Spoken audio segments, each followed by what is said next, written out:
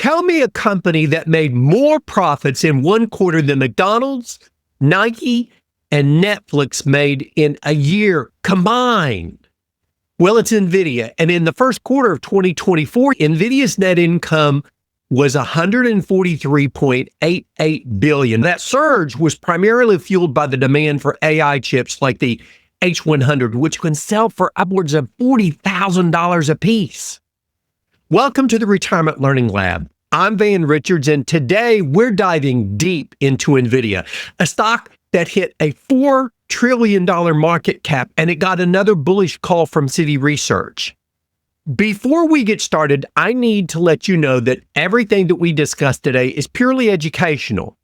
It does not constitute investment, legal, or financial advice. I do own NVIDIA stock, but nothing that you hear should constitute a recommendation to buy, sell, or even hold this stock.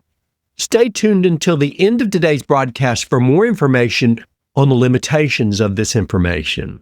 Today, we're going to look at three key things using my SEC framework. That's stability, earnings, and competitiveness. More about that in a few moments.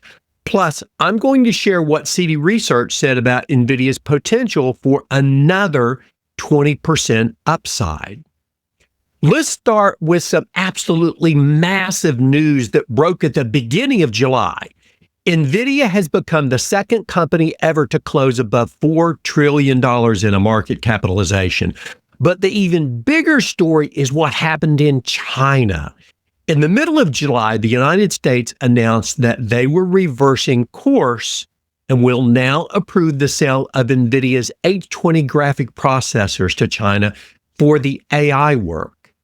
This is huge. These sales were banned just 90 days ago, which caused NVIDIA to take a $5.5 billion write-off. So let's dissect this a little bit and see what's driving all of the optimism about NVIDIA. There are really four big things that are happening. The first thing is China is back in business with NVIDIA. Morningstar analysts said that they are, quote unquote, pleasingly surprised by this reversal, and they think NVIDIA could become the dominant AI provider in China again.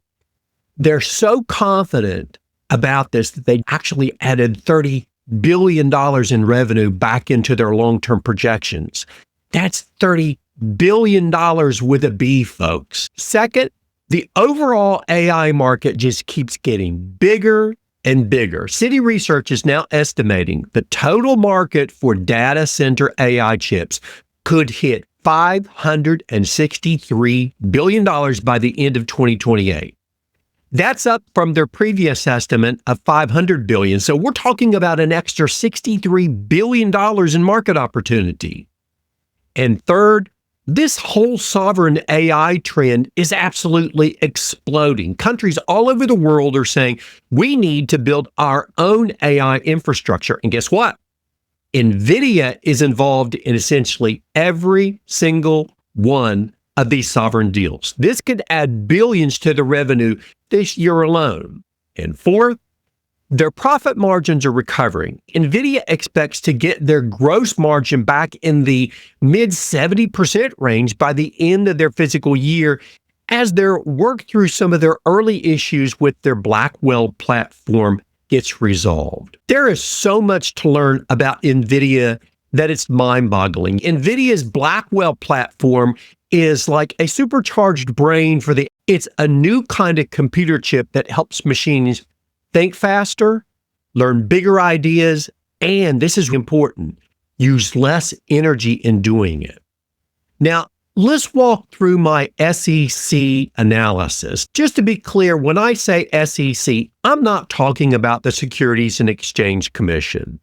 In my framework, SEC stands for this: stability, earnings, and competitiveness. This is a simple way that I use to evaluate the strength of a company or a particular investment, and it's worked well for me in the past. Let's start off by talking about stability. From a financial stability standpoint, NVIDIA's stock is absolutely rock solid. They're sitting on over $53 billion in cash with minimal debt. That's more cash than most companies are worth entirely. But here's what's impressive. Their economic moat is wide, and it's getting wider. Remember the economic moat? If you've studied Warren Buffett, you know that the economic moat is the distance in between a company and its competitors. NVIDIA doesn't just make the best AI chips. They've created an entire ecosystem around their CUDA software platform. When companies build AI models using CUDA, switching to a competitor becomes incredibly expensive and complicated, and that just widens that competitive moat. I want you to stretch the way that you think of NVIDIA's competitiveness. Think of it in this analogy. If you're an Isaac Asimov fan or the Apple TV show Foundation, you'll get this. In Foundation, they have a tool. So think of it this way. Imagine a tool that's so powerful it could predict the future of civilization. In Isaac Asimov's Foundation, that tool was the prime radium. So how does that relate to NVIDIA?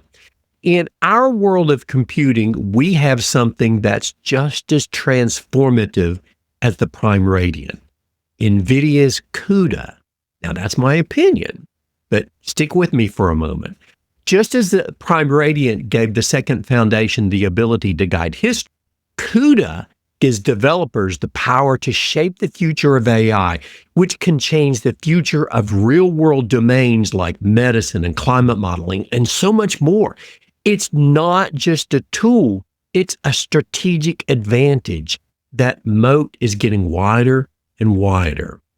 But unlike the prime radiant in Foundation, CUDA isn't locked away in a vault. It's here and it's now.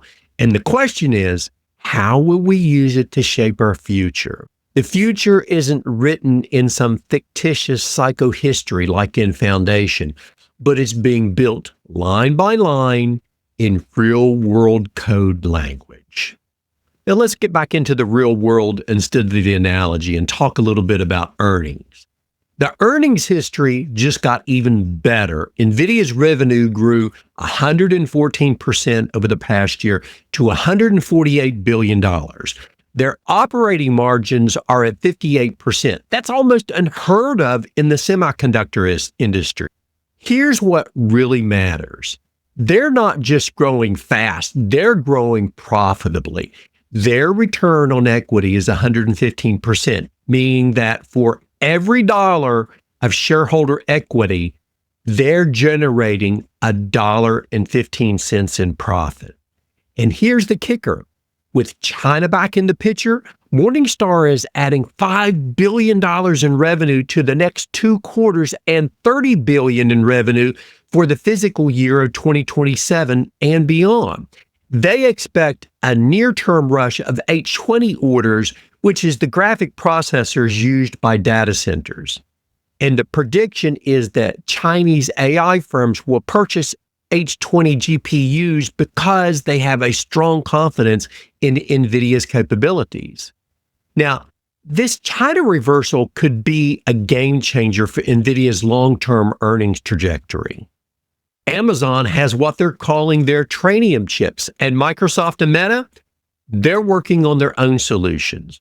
NVIDIA's CUDA platform creates a massive switching cost. Even if a competitor built a chip that was technically superior, developers would be reluctant to switch because they have to rewrite all of their code. It's like trying to convince someone to switch from an iPhone to an Android. Even if the Android has better specs, people are locked into their Apple ecosystem. Now, let's talk about the risk because every stock has them, and NVIDIA is no different. There are some big ones to consider. The biggest risk right now, this whole China situation could flip back the other way at any moment. Morningstar specifically warns that this policy could reverse rapidly without much warning. Think about it. If geopolitical tensions heat up again, we could be right back to where we were 90 days ago, ban sales of chips and other massive write-offs. Then there's the valuation risk. At 53 times earnings, NVIDIA definitely is not cheap. And here's the kicker. With Morningstar raising their fair value to $170 from $140, they now consider the stock fairly valued rather than undervalued. And at current levels, right now, if I'm going to take a moment, look at my phone, right now, NVIDIA is trading at 178. That means that most of the good news is already baked into the price. Competition's heating up too, what actually did previously.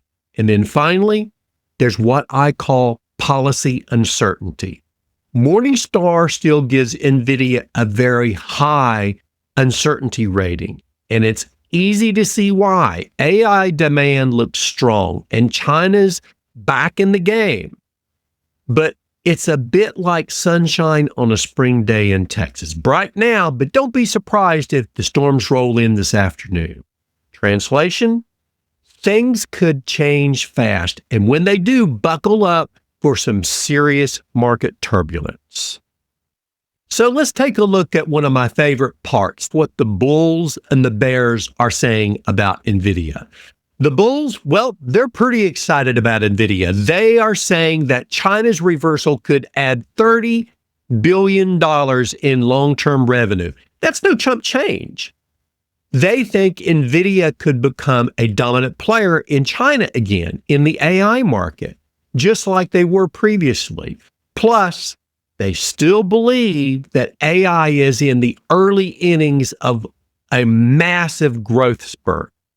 The CUDA moat, the difference between the competition and what CUDA offers to NVIDIA, massive. That software ecosystem makes it really hard for companies to switch away from NVIDIA. That's still nearly impossible for competitors to crack. And all of this sovereign AI stuff creates even more revenue streams. But the bears have some valid points. They're pointing out that the stock is now fairly valued. Actually, as of today at 178, it's overvalued. It's not undervalued like it was previously. So you're not getting bargains anymore. So here's my thoughts. The China reversal is absolutely huge for NVIDIA, but it also adds a lot of risk into the reward equation. If you own NVIDIA, this is good news for your holdings. But with Morningstar now calling the stock fairly valued rather than undervalued, I'm considering taking some profits with NVIDIA, maybe more, and having more of 10 to 15% in my portfolio rather than a larger portion. The upside may be there, but it's more limited right now because the stock is actually overvalued. If you're thinking about buying the stock, the calculus has changed a lot. With a fair value now at 170 and the stock is over it today at around 178, there's a lot less margin for safety. Personally, I'm going to wait until I see a pullback, and hopefully it'll come in at around 150, maybe a little lower, but that's going to have some market volatility with it. The China news, it's undoubtedly positive, but remember this.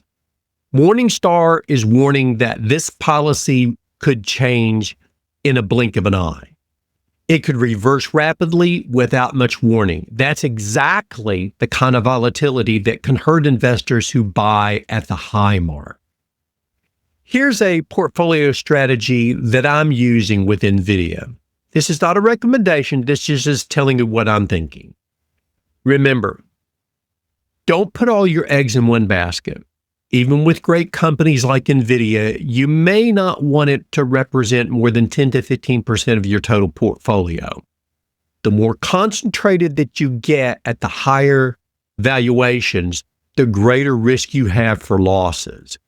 Even the great Warren Buffett typically keeps his largest holdings around 24 to 26% of his portfolio, though he does add some concentration in there with only 4 stocks representing 58% of all of the portfolio. Concentration does increase the possibility of profits, but this is the big but. It also increases the magnitude of possible losses. Keep this in mind too, especially if you like the AI space. Consider diversifying across multiple AI companies. NVIDIA might be the leader, but they're not the only one out there benefiting from the AI revolution. You could spread your AI investments across different chip companies, cloud providers, and even software companies that are building AI applications. Now, another approach is to use an ETF or a mutual fund that includes NVIDIA along with other tech leaders rather than trying to pick one individual winner. This gives you exposure to the AI trend while reducing the risk of any single company disappointing you. The key principle here is that even the best company can have bad quarters, or they can face unexpected challenges. By diversifying, you protect yourself from having any one stock make or break your particular retirement portfolio. Think of this. If you are thinking of putting this money into your retirement portfolio and you're close to retirement, you might not have time for a mistake to be made up. Here are the key things that I'll be watching over the next few months. First and most important, China policy stability. Any hint that this policy might reverse again could cause major volatility. I'm watching for any escalations in geopolitical tensions or changes in trade rhetoric. Second, I want to see this H20 order flow that Morningstar is expecting. They think that there's going to be a near-term rush of orders from Chinese companies. If the trade negotiations between the Trump administration and China work out well, this may happen sooner than later, or it could reverse really quickly. If it all materializes, this could validate their revenue projection. And third, how do the competitors respond? AMD also gets the benefit of this China access. So I'm curious to see how they try to capitalize and whether they can actually grab market share from NVIDIA. And then fourth, I'm still watching that gross margin recovery. NVIDIA says that they should get back to that mid-70 range, and that's important in maintaining profitability as they scale their business. And finally, I touched upon it a little bit, but any signs of broader geopolitical tensions that could trigger another policy reversal. Because let's be honest, this China situation adds a whole new layer of complexity to following this stock. So here's the bottom line that I'm looking at. The China reversal is a massive positive development that adds $30 billion to NVIDIA's long-term revenue projections. If it reinforces NVIDIA's position as a dominant AI infrastructure provider globally, all the better. However, this good news comes with a catch. The stock is now fairly to actually overvalued rather than undervalued, with Morningstar's fair value at 170 and the current market around 178. There's less upside cushion than it was before. Now, for long-term investors, NVIDIA remains a compelling AI play, but the easy money may have already come. The key now is managing the position size and being prepared for volatility that comes with geopolitical dependency. Remember this, great news doesn't always make for great investment timing, especially when that news could reverse as quickly as it came. Here's 3 key principles I always come back to. First, great companies can be poor investments if you pay too much for them. NVIDIA is undoubtedly a great company, but even great companies can disappoint if the expectations get too high. Second, diversification matters, especially with volatile growth stocks like NVIDIA. You don't want any single stock, no matter how good it is, to make or break your retirement. And third, sometimes the best investment move is just to wait for a better day. Just because a stock has good news doesn't mean it's a good time to buy it. Patience often gets rewarded in investing. All right, folks, that's my analysis of NVIDIA for today. Remember, investing is about buying great companies at reasonable prices. NVIDIA is undoubtedly a great company. The question is whether today's price is reasonable given the risk and the opportunities ahead. If you found this information helpful, make sure that you subscribe and hit the bell icon for notifications. I'm Van Richards, and thank you for joining me on the Retirement Learning Lab.